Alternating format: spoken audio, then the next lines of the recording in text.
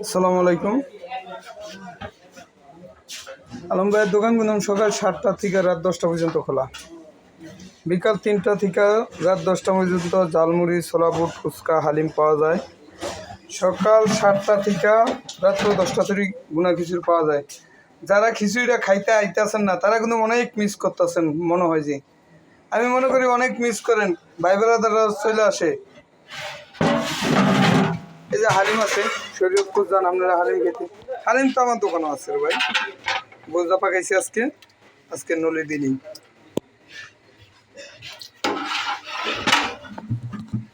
আসতে পারেন সবার ফ্যামিলি নিয়ে আসতে পারেন। এই যে ছোলা বুটটা, ছোলা বুট,